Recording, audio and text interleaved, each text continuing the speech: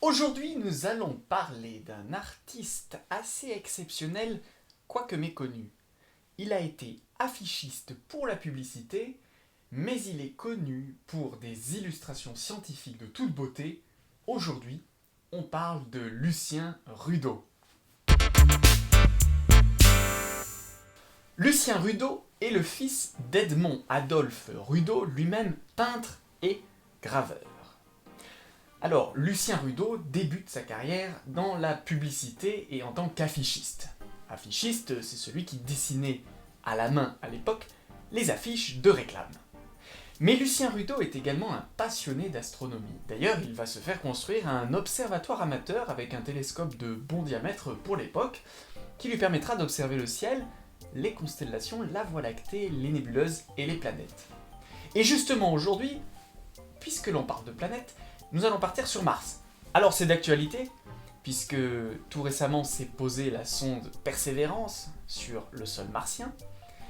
En fait, à l'heure qu'il est, au moment du tournage, la sonde doit se poser. Elle ne s'est pas encore posée. Donc puisque l'on parle de Mars, la planète rouge, eh bien je vous propose aujourd'hui de parler d'une très belle peinture de Lucien Rudeau, qui présente Mars sous un angle un petit peu particulier. Il faut savoir que Mars possède deux satellites naturels, deux lunes si vous voulez.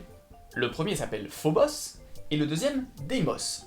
Lucien Rudeau décide de peindre Mars non pas depuis un observateur en orbite ou depuis un observateur terrestre, mais bien depuis Deimos, l'un des satellites de la planète rouge. C'est un point de vue absolument novateur et exceptionnel à l'époque. Aujourd'hui, il y a ce qu'on appelle le space art, l'art de l'espace. On peut dire que Lucien Rudeau en est le fondateur.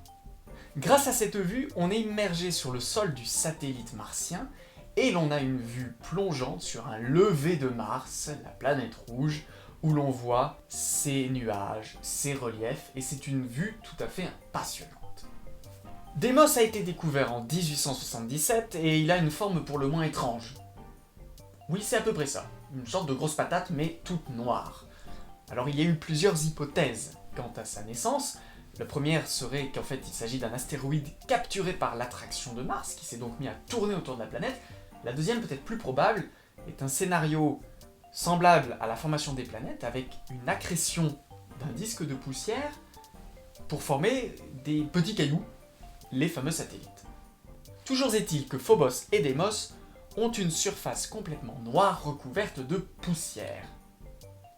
Nous parlions il y a quelque temps de Donato Creti, le peintre italien qui avait fait des représentations entre art et dessin scientifique. Eh bien Lucien Rudeau, par sa formation, par son goût pour les sciences et pour l'astronomie, arrive à faire une jonction très fine entre les deux disciplines et il arrive à être réellement un dessinateur scientifique tout en gardant une part d'imaginaire incroyable. Si vous aussi vous avez des questions tac au tac, n'hésitez pas à nous les envoyer. Quant à nous, on se dit à très bientôt.